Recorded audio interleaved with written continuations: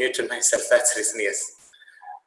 Well, friends, I'm also live streaming this on YouTube. I've shared the link with you here. You can also watch it and share it with your friends who are interested to, just especially learn the verbal ability sessions and so on, okay? So here is the link. You can also click on it and watch it on YouTube. Well, moving on to, where did we stop last time? I think for both classes together, last time I happened to stop the session on reading comprehension, right? So I think we happened to check very few passages. Let's move on with it.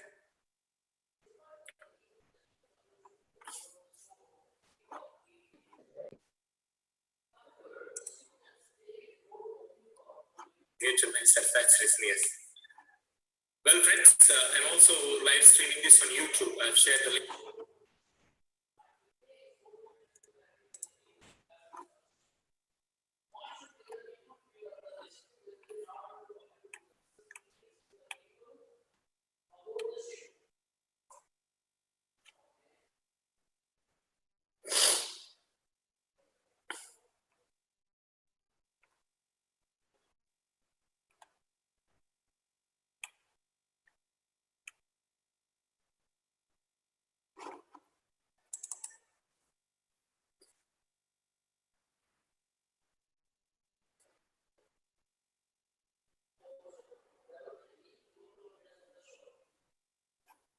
Yes.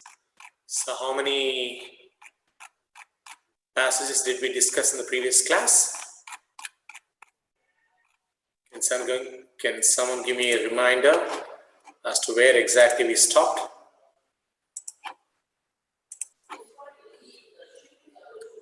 Yes, this is where?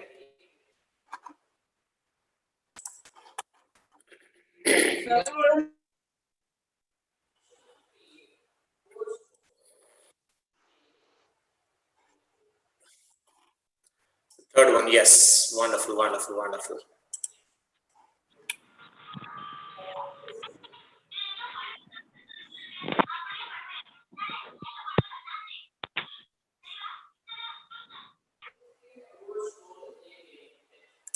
Very good. So third one completed. Miss Rija, did we complete the third one? Yes, third one completed. Let's move on with the fourth passage. What we talked about, okay? Yes. So I'll just read this for you. Just do listen to me very carefully. Let us read this passage very carefully, and just immediately after that, there are a few questions that have been stated. We need to understand that and just need to answer those questions. Okay. My cell phone rings again. It is futile to ignore it anymore. Manisha is persistent. She will continue to bedevil me until I acquiesce. Until I acquiesce and until I agree. Try to understand. As I read the passage, try to understand it very, very carefully. And then we'll be able to get a command on what kind of a paragraph is all about and what is the topic under discussion in this paragraph. Hello, I answer. So the writer, the person who is writing this is talking about the entire conversation. Hello, I answer. The circus Atka, she says in her sing-song voice. When are we going? Only 2 more days left. So now tell me, who is the author of this passage? Who is the person who is writing this passage? Who is I in this? There are 2 people here, Manisha and Atka. So who is I in this, as far as you have read these 3 lines of the passage?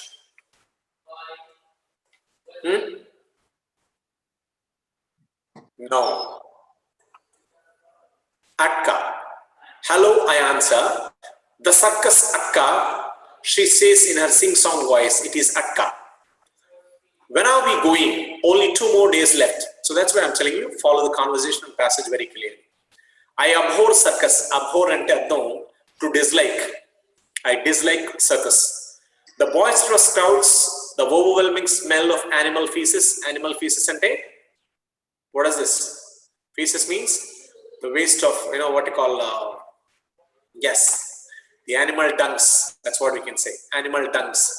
the insanely long lines with the wailing children, and the impossibility of finding a clean restroom all combine to make this an event that I dread. Dread ante aర్థం I hate, I am afraid of, I dislike అని అర్థాల్లో ఉంది. I dread అంటే I dislike, I'm afraid of, this kind of thing. So ఎందుకంటే Atka is telling she hates, she abhors circus. She hates it precisely because there are too much of crowds making a lot of noise, overwhelming smell of dungs there, the animal dungs, the elephants, the cows, the monkeys and all, the insanely long lines with wailing children. So cries of the children, people are crying, the children keep crying and shouting. The impossibility of finding a clean restroom, absolutely no restrooms at all. The clean restrooms are not available at the circus. For Manisha, my best friend, since the angst from the time of middle school, the circus is a sign that divine powers really do exist. Divine powers and powers from God, powers from heaven. That's what it means. Really, Atika, where else can we pet an elephant, see a stuntman ride a horse, laugh till you are ready to cry, see the world's smallest person and eat fried potatoes and butter soaked popcorn? Manisha asks gleefully and with a lot of happiness on her face. Hell, I guess. The fried food at the circus is a gastronomical nightmare. I once tried a fried cottage cheese stick at the fair and was sick to my stomach for hours. And a fried burger with oil-soaked potato patty, cheese, multicolored sauces, and a greasy slice of cottage cheese. How could that not be a deleterious to your health? Deleterious and harmful. Deleterious to your health? I have not seen Manisha for a good month. Our schedules are both so hectic. My hatred of the circus becomes inconsequential and unimportant to my desire to hang out with my best friend Mani. Alas, I ignore my anti-circus bias for the umpteenth year. Pick me up at noon, I say, and hang up the phone. So it's in fact a telephonic conversation that happened between Manisha and Atka. So in fact, it's not even Atka, it's Attika. So that's what you find her name. Yes, Attika. Really, Attika. So this is a conversation that's happening. So what is the conversation all about? Because Manisha is forcing Attika to go along with her for circus, which has been doing good business in the town. She does not actually like Attika, does not like it, but finally she has completely given it. She said, I'll come precisely because she wanted to hang out with her friend. For long, she has not met Manisha. That's the reason she said yes. Yes. How does Manisha seem? Let's look at the questions just below this passage. How does Manisha seem to feel about the circus? Ambivalent, condescending, jubilant, nonchalant. Shall I keep the answers or shall I remove the answers? What do you feel? I think without answers, we'll try. We'll try to find out how the answers could be. That will be much better. Let me just give me 1 second. I'll remove the answers so that we can try to do the answers by ourselves. Yes. How does Manisha seem to feel about the circus? She feels jubilant. Jubilant means happy, excited, very, very, lot of gratifying expression on her face. Happy expression. Joyful, jubilant is the correct answer. What does it mean to acquiesce? We have found that particular word in the first paragraph of the passage. Acquiesce and adventi, to give in, to speak kindly, to pay attention, to answer the phone. Yes, what does it mean? Fantastic. To acquiesce means to give in. To give in అంటే to surrender, ఒప్పుకోవడం. పూర్తిగా friend కోసం తప్పనిసరిగా లొంగిపోవడం, ఒప్పుకోవడం అని అర్థం ఉంది. Yes, what does the term gastronomical suggest in the passage? Gastronomical ante passage lo ichina artham prakaram what does gastronomical mean?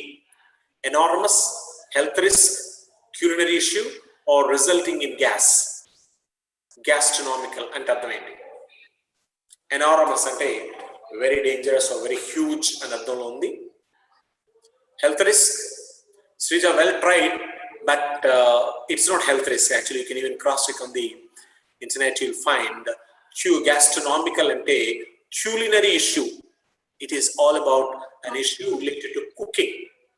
Okay, culinary issue ante cooking issue. It is not properly cooked. That's what she talks about. Okay, gastronomical here means culinary issue, cooking issue. Yes. Why might the author have chosen to capitalize all the letters in the word and when writing about the burger she ate? So look here. Look, yes, she has highlighted and A-N-D ani chala pedda aksharalu pettindi ikkada. Why did the author do that? Enduku inta pedda aksharalu pettindi? And nu maatrame endukala pettindi? And a greasy slice of cottage cheese. Oh my God, I hate it. Okay, నాకు నచ్చదు అర్థంలో ఉంది. So Kanika, why did she highlight, or rather, why did she capitalize all the letters in the word and when writing about the burger she ate? Options: to make sure the reader understood it was a list, to show that a greasy slice of cottage cheese was the last ingredient, to highlight her dislike of greasy slice of cottage cheese, to emphasize how many ingredients were in the burger. Fantastic, guys. Samya, Srija, fantastic. Yes, the perfect answer. Most of you are answering it. Very good. Yes, the perfect answer here is option C. Okay, option C. To highlight her dislike of grease, because she dislikes her, she doesn't like the greasy slice of cottage cheese. Just to highlight that particular dislike towards this, she used A-N-D in capitals. Okay, Akash. All right, good. Yes. Moving on to next, because I call it only a few names that I casually saw there. So Akash wanted his name to be called. Very good, Akash. Okay, we need that recognition. Good. Moving on to reading the fifth passage. I'll will do one thing. Otherwise, I will permit one of you. I will activate one of you to read this passage. Who would like to read this passage for us in a slow, easy, and clear manner? Who wants to read it? You can probably raise your hand, or probably you can say, yes, sir, it's me. I will permit you. Yes, who is this? Priyanka? Yes, unmute yourself, Priyanka. Unmute yourself, Priyanka. Yes, Priyanka. Yes, yes. Can you read this for us in a slow, clear manner? Okay, go slow, no problem. Yes. Okay. Yeah. Since the late 1970s, when the technology of sex determination first came into being, sex-selective abortion has unleashed a saga of horror.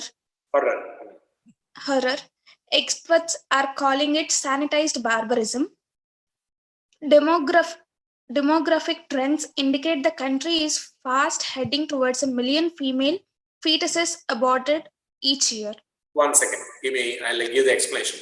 So this passage, by reading these few lines of the passage, we understand that this passage is talking about sex determination, female feticizes, female infanticide. And అర్థం ఏంటి?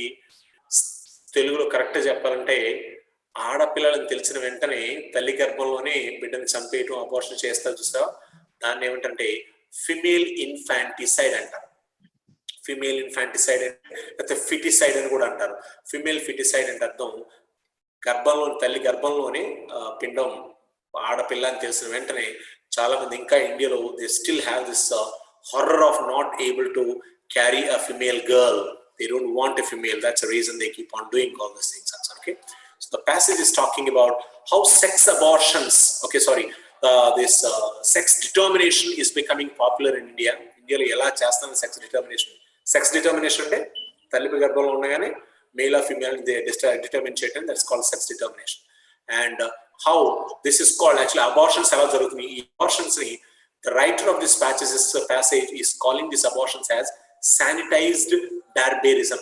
Sanitised అంటే legal, లేకపోతే doctor approved అనమాట, doctor కి ద్వారా చేయబడి. బార్బేరిజం అంటే backwardness, uncultured. Fine. Let's move on with the second paragraph. Yes, Priyanka. Although fetal sex determination and sex selection is a criminal offense in India, the practice is rampant. Private clinics with ultrasound machines are doing brisk business. Everywhere, people are paying to know the sex of an unborn child and paying more to abort the female child. The technology has even reached remote areas through mobile clinics. Dr. Puneet Bedi, obstetrician and specialist in fetal medicine. Yeah, Obstetrician and specialist in fetal medicine, says these days he hardly sees a family with 2 daughters. People are getting sex determination done even for the first child, he says. Yes. So here, this second passage is talking about Dr. Puneet Bedi was trying to say how technology has actually completely spoiled and how girl children are being aborted even in the mother's womb itself. She was also trying to say that she hardly sees a family with 2 daughters in these days. Okay. Yes. Move on to the next passage, paragraph. Continue. If the 1991 census showed that 2 districts had a child sex ratio less than 850, by 2001 it was 51 districts. Child rights activist Dr. Sabu George, feticide is the most extreme form of violence against women. Today, a girl is several times more likely to be eliminated before a birth than die of various causes in the first year. Nature intended the womb to be safe space. Today, doctors have made it the most unsafe space for the female child. He says. He believes that doctors must be held responsible. They have aggressively promoted the misuse of technology and legitimized feticide. Very good. Thank you, Priyanka. You can mute. Yes, feticide. Feticide ఏంటి అర్థం ఏంటి? To kill the fetus. Fetus అంటే తెలుగులో చెప్పాలంటే, తెలుగులో దీన్ని I don't know if you guys can let me check your knowledge of Telugu also. Who can say the perfect పదం? Okay, తల్లి గర్భంలోని పిండాన్ని చంపేస్తే దాన్ని తెలుగులో ఏమంటారు కరెక్ట్గా? ఒక సైంటిఫిక్ పదం దాన్ని. Can anyone try to say that?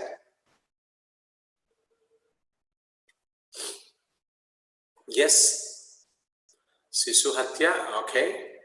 Well, Subhan, tried well. Anybody else? ఇంకేదైనా ఉందా? శిశు హత్య అంటే పుట్టిన తర్వాత చంపేదాన్ని శిశు హత్య అంటారు. శిశువు అంటే it's Born. Fantastic, Madan. Fantastic. Bhruna hatya. Yes. Bhruna hatya antaru. Bhruna hatya. Yes. Bhruna ante the unborn child. The child, the baby which is not born yet within the mother's womb. That's called Bhruna. So Bhruna hatya ante, that's what we call feticide. The killing of the fetus within the mother's womb. Because we have come to know that the fetus is a female, okay, a girl child. Wonderful, friends. So this is the passage that talks about. Let's continue with our questions. Which of the following Dr. George agreed to?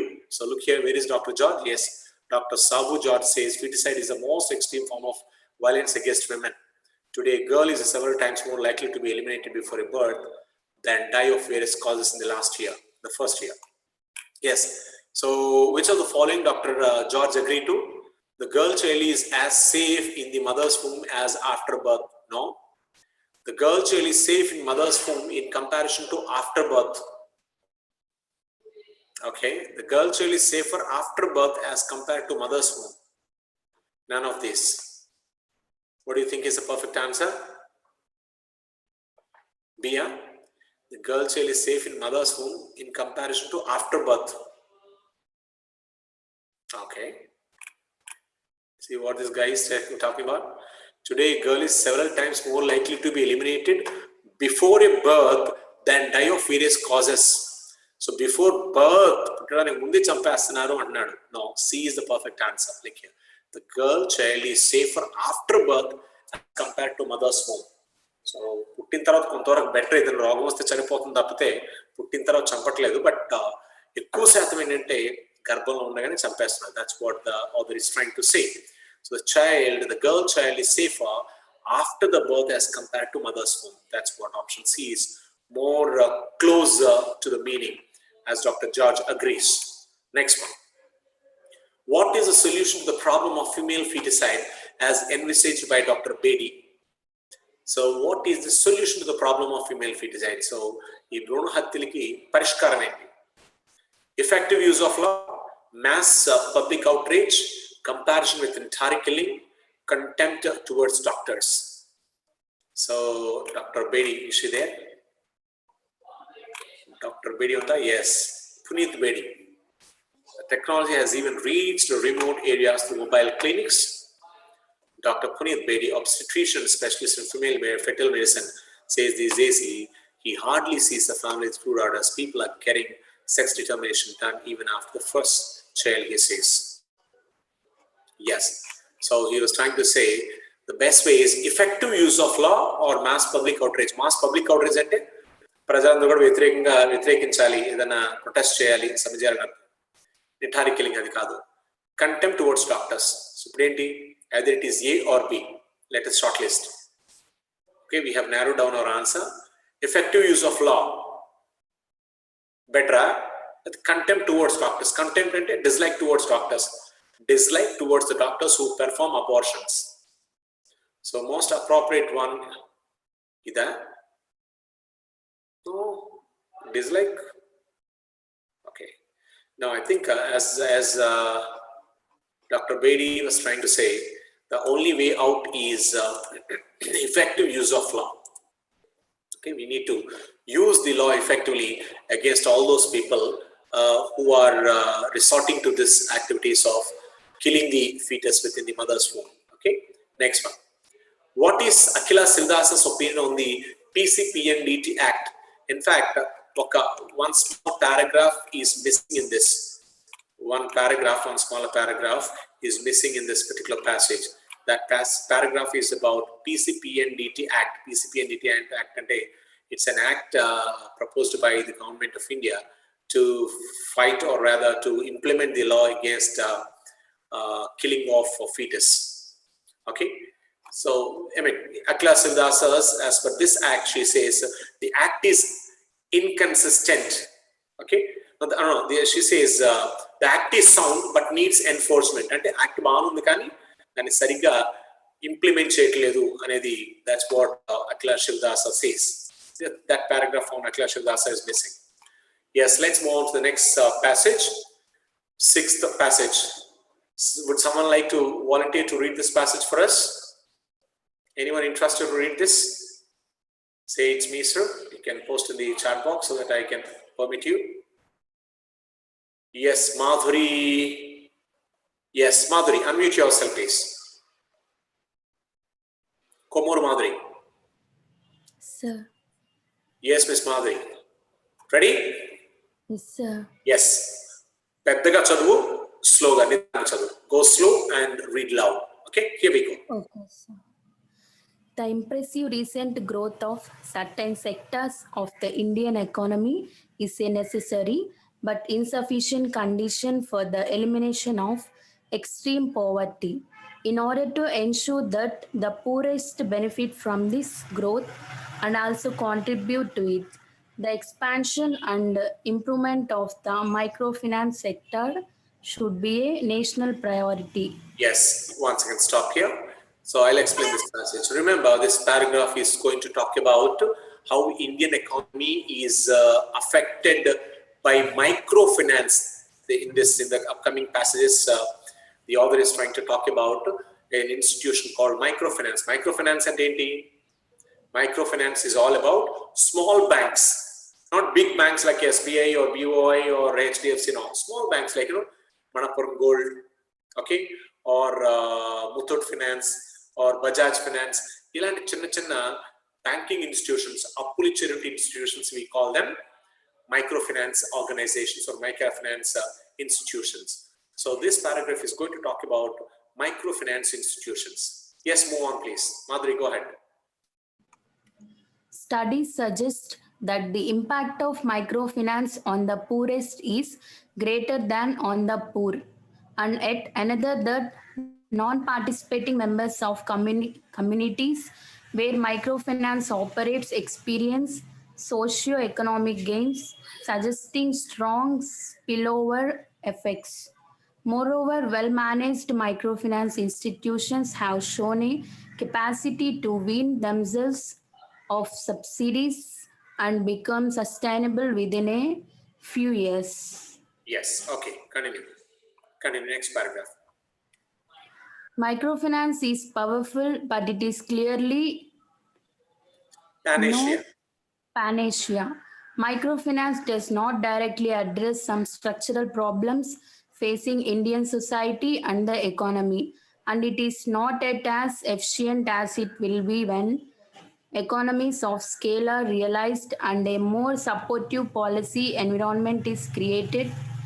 Loan products are still too inflexible, and savings and insurance services that the poor also need are not widely available due to regulatory Regulatory barriers. barriers.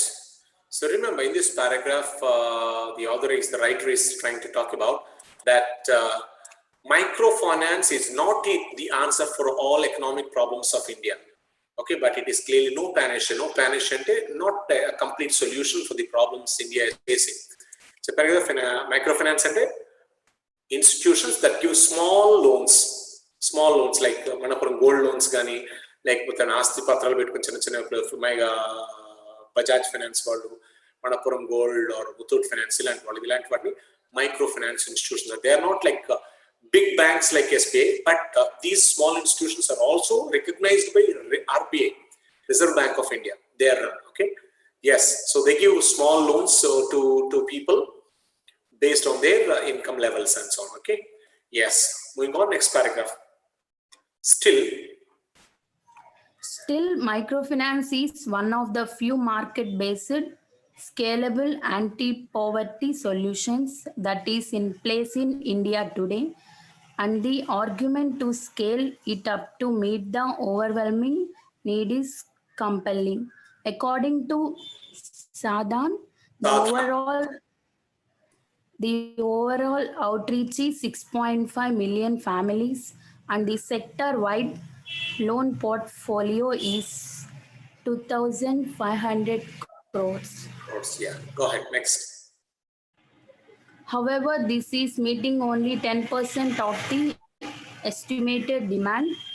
Importantly, new initiatives are expanding this success story to some of the country's poorest regions, such as eastern and central Uttar Pradesh. The local and national governments have an important role to play in ensuring the growth and improvement of microfinance. First and foremost, the market should be left to set interest rates, not the state. Ensuring transparency and full disclosure of rates, including fees, is something the government should ensure, and something that new technologies as well as reporting and data standards are already enabling. Yes, very good. Continue. There's nothing much of an explanation required. It is very clear how interest rates are being, imposed through microfinance. That's what, and the government should not have much involvement into microfinance rules and regulations. Only government should need to overlook, but it should not involve in setting up the what you call interest rates. That's what the paragraph is talking about. Yes, next paragraph. Furthermore, government regulators should set clear criteria for allowing MFIs to mobilize savings for on lending to the poor. This would allow for a large measure of financial independence amongst well-managed MFIs. Each Indian state could consider forming a multi-party working group to meet with microfinance leaders and have a dialogue with them about how the policy environment could be made more supportive and to clear up misperceptions. What is the MFI's?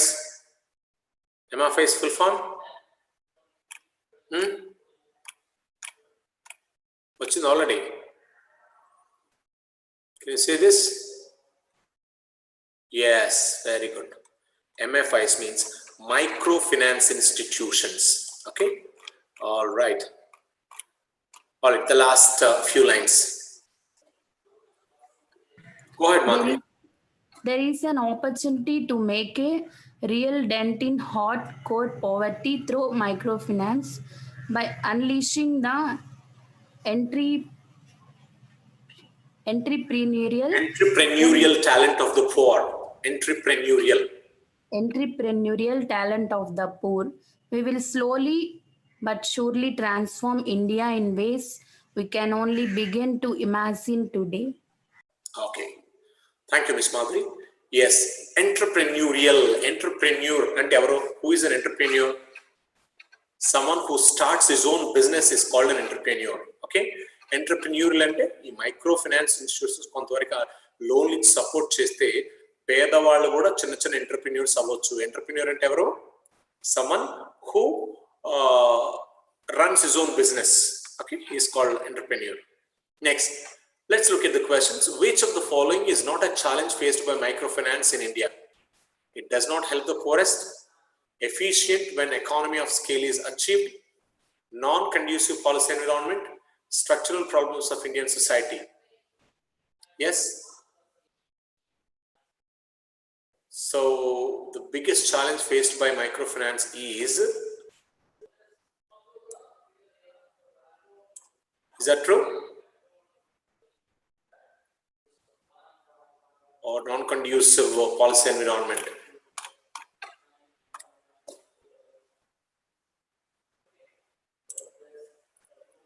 No, this is the one. Option C is the correct answer because non-conducive అంటే not supporting policy environment, government policies correct support చేయటం లేదు అని అర్థం.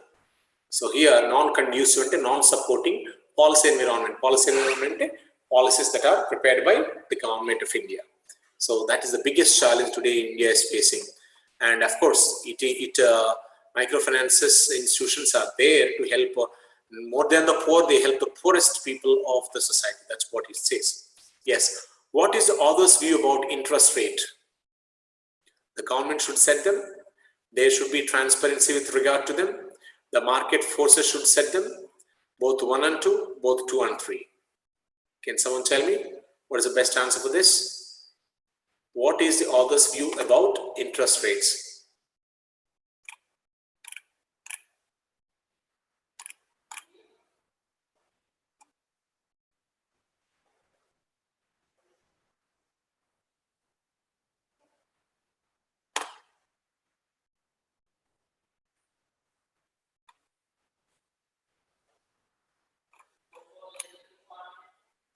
Option C. Madan says it's option C. The market forces should set them. Both 1 and 2. Stage has come up with 1 and 2. Actually, the correct answer is option E, 2 and 3. Because look here, there should be transparency with regard to them. So how microfinance institutions run, there should be some transparency. And the market forces should set the interest rates. It is not the government. Okay. So he says there should be transparency with regard to the interest rates. At the same time, they are not to be set by government, but they are to be set by the market themselves. In the sense that the institutions themselves should set the interest rates. That's what it says. So it is B and C are perfectly correct, which means 2 and 3 are the perfect answers here. Next one. Which of the following will the author agree to? Indian economic growth will solve the problems of poverty? No. Indian economic growth is not enough to solve the problem of poverty. Indian economic growth aggravates the problem of poverty. None of this. Very, very clear here now. Yes. The perfect answer as from the passage is which of the following will the author agree to? Author is trying to say Indian economy growth is not enough to solve the problems of poverty in India. That's not enough. That's what he was trying to say in the entire paragraph. He was trying to say the poverty is growing day by day, though the economy is growing, which means Indian economy growth is not enough to solve the problems of poverty. So option B is perfectly all right. Which of the following is correct with regard to microfinance? The supply is more than demand. The demand is more than supply. The supply and demand are well balanced. None of this can be inferred from the passage. Yes. Perfect answer is option B.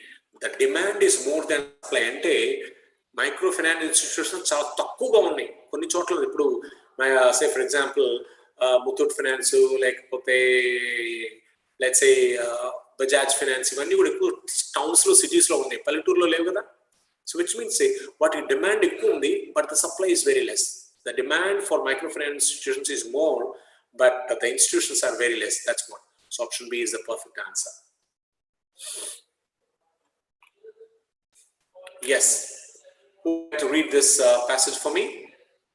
Not for me, for all of us. Reading passage 7.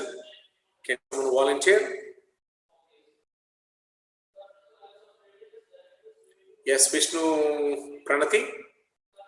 You can unmute yourself and start reading. Yes, sir. Pranati, you are there? Yes, sir. Yes, but read loud because your voice is very low. I want all the rest of the people to hear. Read it loud and clear. Here we go. Start. Okay, sir. The economic transformation of India is one of the great business stories of our time. As stifling government regulations have been lifted, entrepreneurship has flourished, and the country has become a high-powered center for information technology and pharmaceuticals. India companies like Infosys and Wipro are powerful global players, while Western firms like GE and IBM now have major research facilities in India employing thousands. India's seemingly endless flow of young, motivated engineers, scientists, and managers offering developed world skills at developing world wages is help to be putting American jobs at risk. Go And ahead. the country is frequently heralded as the next economic superpower. Heralded. Heralded as the next economic superpower. Okay. But India has run into a surprising hitch on its to superpower status. In its inexhaustible supply of workers is becoming exhausted. Although Stop India it. has One second. Let me explain. So this passage is trying to talk about how India's growth is literally dependent upon its skilled workers, because India is trying to look for great skilled workers. Unless you have skilled workers, the economic growth of a country does always depend upon the because we are talking about the entire world is talking that the business stories are going out in India, and government has removed all the tough conditions or tough regulations. It has made business very easy because the governments have introduced a policy called ease of doing business and introduced. So IT sector, pharmaceutical sector, IT sector information technology, computer software industry, అలాగే pharmaceuticals అంటే medicines తయారు చేస్తారు కదా, pharma companies. Yes, అవి ఇవన్నీ కూడా బాగా like ఇంకా ఇండియన్ కంపెనీస్కి వస్తారు, ఐటీ కంపెనీకి ఇన్ఫోసిస్, విప్రో ఇవన్నీ టాప్ గ్లోబల్ లెవెల్లో ఒక మంచి టాప్ లెవెల్లో ఉంది. వైల్ వెస్టర్న్ ఫార్మ్స్ అంటే వెస్టర్న్ కంపెనీస్, ఇతర దేశాల నుంచి వచ్చిన company, GE and IBM. What is GE? Can someone find out the full form of GE and IBM? IBM తెలుసా మీకు full form? Fantastic buddy. 557, well answered. GE stands for General Electronics, one of the top companies in US. America, one of the top rated companies. In fact, it produces right from cars to everything. Like they are there to every sector in America. Okay. Yes, buses, so many things are there. International business, so many things are there. Yeah. Yes, IBM. Again, the same guy has given. IBM stands for International Business Machines. Fantastic, fantastic. What's your name? 557. Your name is not seen over there. Yes. So it is international. IBM stands for International Business Machines. Try to learn the full forms of these names, because next year most of you might get an opportunity to work for IBM. Sometimes if you keep trying your luck, you might get an offer, because one of the biggest forces in IT industry, biggest companies in IT industry. So full form for IBM is International Business Machines. Yes. See, let us see. So workers, India has run into a surprising hitch on its way to superpower status. Its inexhaustible supply of workers is becoming exhausted. So skilled workers in India are slowly becoming less. Let's continue. Although India has one of the youngest workforce on the planet, the head of Infosys said recently that there was an acute shortage of skilled manpower, and a study by Hewitt Associates projects that this year's salaries for skilled workers will rise 14.5%. A sign that demand for skilled labor is outstripping supply. How in this possible in a country that every How is year this produce possible? possible in a country that every year produces 2.5 million college graduates and 400,000 engineers? Start with the fact that just 10% of Indians get any kind of post secondary education, compared with some 50% who do in the US. Moreover, of the 10%, the vast majority go to one of India's 17,000 colleges, many of which are closer to community colleges than to 4-year institutions. India thus have more than 300 universities, but a recent survey by the London Times Higher Education Supplement put only 2 of them among the top 100 in the world. Many Indian graduates, therefore, enter the workforce with a low level of skills. A current study led by Vivek Wadhwa of Duke University has found that if you define engineer by US standards, India produces just 170,000 engineers a year, not 400,000. Infosys says that of 1.3 million applicants for jobs last year, it found only 2% acceptable. Yes, stop it once again. So Okay. remember how beautiful this paragraph is. In fact, we must think very seriously about the standard of this paragraph, because the standard of education in India is not that very good. That's what it says. So he was trying to say, we have more than 500,000 college graduates and 400,000 engineers every year getting out of colleges. In India, more than 400,000 engineers are going out, and 500,000 college graduates, including graduation alone, like it could be BBA or BHM or BA, BCom. We do not have skilled workers in India. That's what people are saying. Okay, compared with some 50% who do it in the USA. Okay, and it was according to a recent survey by London Times of survey London Times higher education was చేసినటువంటి ఒక సర్వేలో ఏం తేలిందంటే only 2 of them among the top 100 in the world, ఇండియాలో ఉన్నటువంటి 300 more than 300 universities లో 2 మాత్రమే international standard ఉన్నట్టు తేలింది. More than 300 universities లో only 2 of them meet the international standards as per the survey by London Times Higher Education.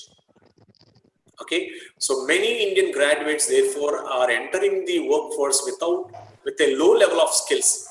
A current study led by Vivek Wadhwa, Duke University lo unnatundi Vivek Wadhwa ane okatanu chesina study lo telindi ente if you define the word engineer according to American standards. Okay, American standard prakaram India lo hardly 170,000 engineers untunaru, 4,100 engineers kaadu, as we have talked about it. So which means the standard of an engineer according to American standards is very low in India. Okay, and Infosys, mana desaniki chendiన Indian company Infosys వాళ్ళు ఏమన్నారంటే, Infosys says that of the 1.3 million applicants for jobs last year, it found only 2% acceptable. Hardly 2% మాత్రమే skillful ఉన్నట్టుగా 2.3 million applications వస్తే వాటిలో hardly 2% seem to be, out of every 100 people, it found 2 people seem to be rather suitable for the jobs. Yes, continue. India has taken tentative steps to remedy its skills famine. The current government has made noises about doubling spending on education, and a host of new colleges and universities have sprung up since the mid 90s. But India's impressive economic performance has made the problem seem less urgent than it actually is, and allowed the government to defer difficult choices. In a country where more than 300 million people live on $1 a day, producing college graduates can seem like a low priority. Ultimately, the Indian government has to pull off a very tough trick, making serious changes at a time when things seem to be going very well. It needs, in other words, a clear sense of everything that can still go wrong. The paradox of the Indian economy today is that the more certain its glowing future seems to be, the less likely that future becomes. Yes. All right. Thank you, young lady. Yes. So in this paragraph, we are trying to say that India is absolutely poor in terms of, where we find, he was trying to say, in a country where more than 300 million people live $1 a day. $1 to more than 300 million people in India are living. Producing college graduates is absolutely low priority. So naturally, India doesn't give much importance for education and producing quality graduates. That is the reason, though we have a lot of workforce, a lot of talented people are there, but they are lacking skills. That's what the author is trying to say, because skills are lacking precisely because we don't have standard academic institutions and universities that can train people on skill set. Okay, let us see some of the questions. What is an appropriate title to this passage? Growing Indian economy, higher education in India, India's skill shortage, entrepreneurship in India. What do you think is the best answer?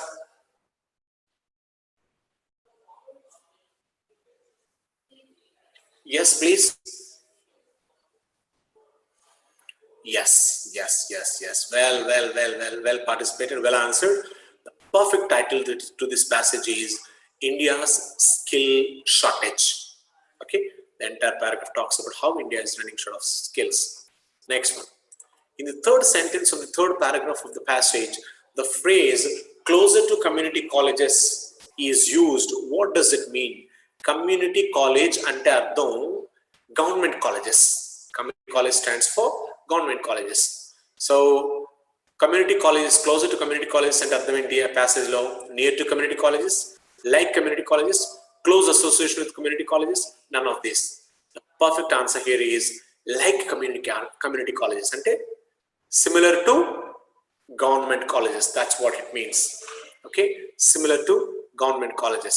Near to ani kaadu, government college daggara unna ani kaadu akkada ardham, government colleges laga, close to community colleges ante like community colleges. So option B is a perfect answer. Next one. Why are salaries for skilled workers rising? Skilled workers ki salaries baga istunaru. Enduku? Options. Companies are paying higher to lure skilled people to do jobs. American companies are ready to pay higher to skilled workers. Entrepreneurship is growing in India. There are not enough skilled workers while the demand for them is very high. So what do you think is the correct answer? Fantastic, Vaishnavi. Good. The correct answer here is why are the companies paying high salaries for skilled workers? Because there are not enough skilled workers while the demand for them is very high. Option D is the correct answer. Skills unte వాళ్ళకి చాలా demand ఉంది, but they're not what you call that demand చాలా ఎక్కువ ఉంది, but there are not enough skilled workers in India. That's the reason. Okay. According to the passage, what is the paradox of Indian economy? First of all, understand the meaning of paradox. Paradox ante opposite, వ్యతిరేకంగా. Okay, ఇక్కడ నుండి రెండు వ్యతిరేకంగా ఉన్నాయి. ఎందుకు ఇక్కడ Indian ఎకానమీలో మనం ఎక్కువగా పారాడాక్స్ అంటే ఓ పక్క సే ఫర్ ఎగ్జాంపుల్ పావర్టీ ఉంది, చాలా మంది పూర్ పీపుల్ ఉన్నారు India. At the same time మరో పక్క డెవలప్ అవుతున్న దేశం అని చెప్తున్నాం. Economy is developing, but poverty is also developing day by day. That's called paradox. So రెండు కూడా opposite directions లో వెళ్తున్నాయి. That's called paradox. Okay, let's see. The economic progress is impressive, but the poor are not benefited. The economic progress is impressive, dissolving the government to take tough decisions. Wrong. There is not enough skilled workforce, and the government does not realize this. Wrong. Government is not ready to invest in setting up new universities. Wrong. The perfect answer here is the economic progress is impressive, and economic baga perugutundi, but the poor are not benefited. That's what. So the perfect answer here is option A. Yes. Yeah. Let's read. This is going to be a passage on caste-based reservations. Who would like to read this for me? Would someone like to volunteer to read this passage for us? Yes, Vaishnavi CH. Yes, buddy. Ready? Unmute yourself. Yes, sir. Yes, go ahead.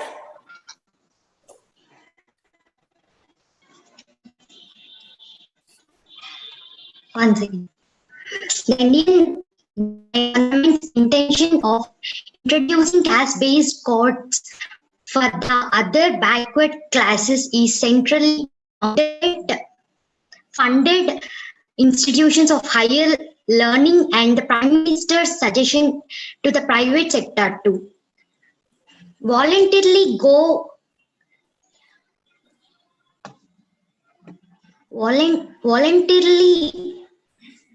in for reservation has once again sparked off a debate on the merits and demerits of caste-based reservations.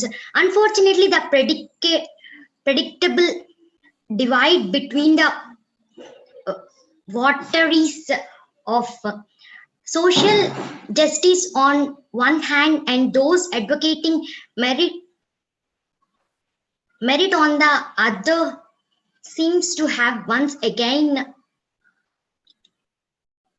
camouflaged the real issues.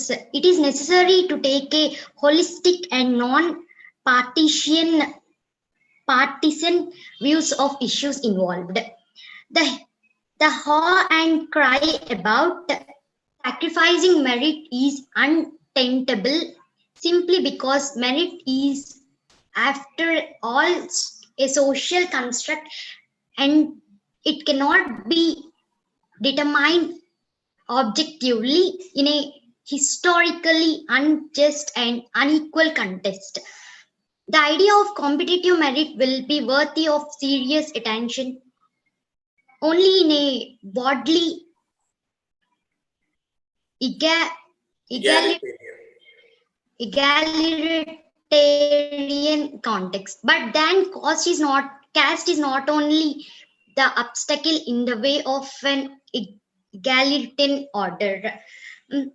After all, economic conditions, educational opportunities, and discrimination on the basis of gender also contribute to the denial of opportunity. Denial of opportunity to express one's true merit and worth. It is interesting to note that in an ongoing debate, one side refuses to see the socially constructed nature of the notion of merit, while the other side refuses to recognize the multiplicity of the mechanisms of exclusion with equal vehemence. The idea of caste-based reservation is justified by the logic of social justice. This implies the conscious attempt to restructure a given social order in such a way that individuals belonging to traditionally and structurally marginalized social groups get marginalized social groups get adequate opportunities to actualize their potential and realize their due to sharing the resources available in any society, particularly in one as diverse and complex as the Indian society. This is going to be a gigantic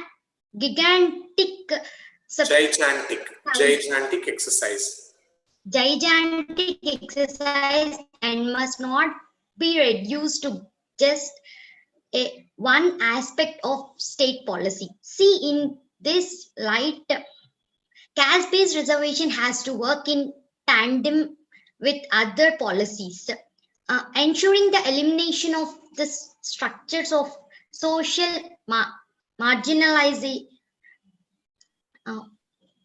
and denial of access. It has to be seen as a means of achieving social justice and not an end itself. In itself, by the same logic, it must be assessed and audited from time to time, like any other social policy and economic strategy. All right, Vaishnavi, thank you so much. So, to brief you about the passage, the entire passage is trying to talk about how reservation, caste-based reservation is actually killing the merits and its advantages and disadvantages. Though the caste-based reservation has got its own advantage, at the same time it has also got its disadvantages.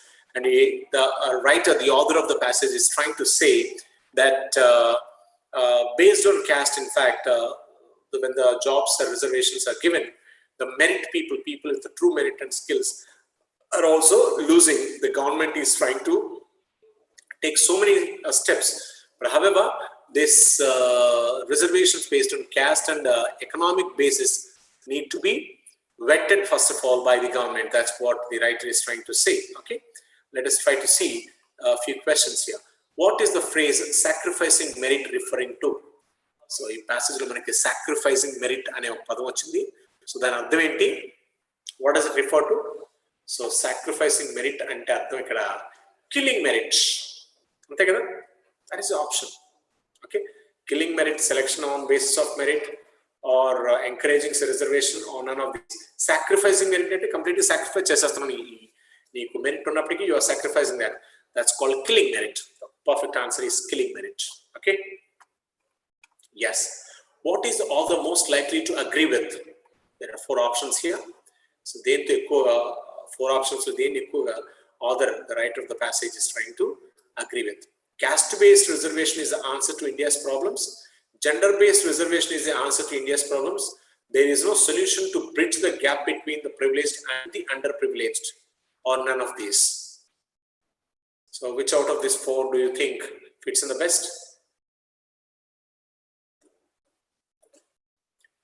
Yes, Amara says it is D. None of these. Why, Amara?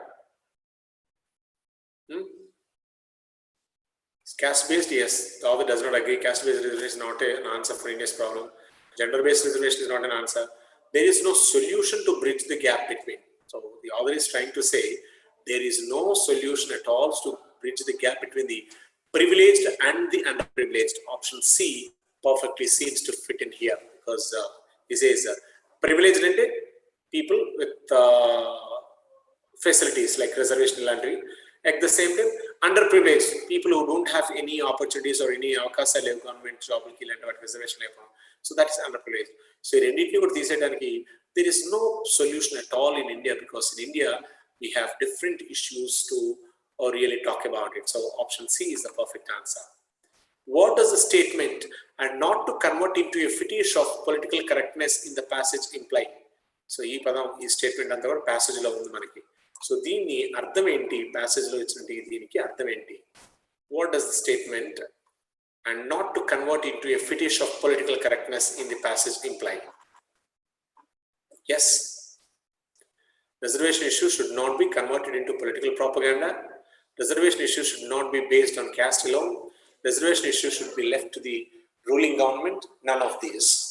What do you think is the perfect answer? Yes.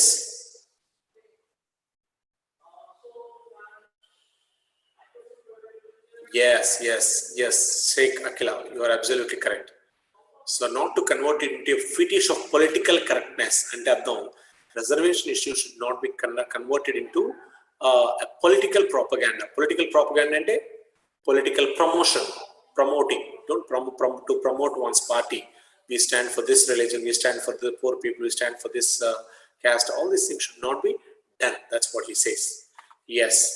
What do you mean by the word water is? Paragraph మనకు water is అనే పదం వచ్చింది. దాని అర్థం ఏంటి? ఒకసారి check చేయండి. Check what is the meaning of the word water is.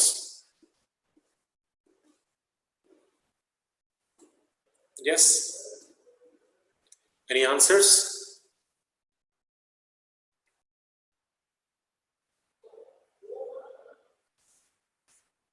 No, Swati.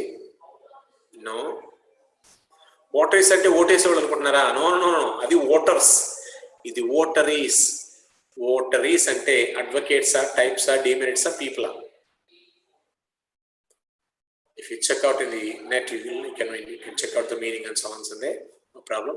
So here, votaries and advocates, people who support. People who support are called votaries, advocates, supporters. Advocates are good, supporters are supporters.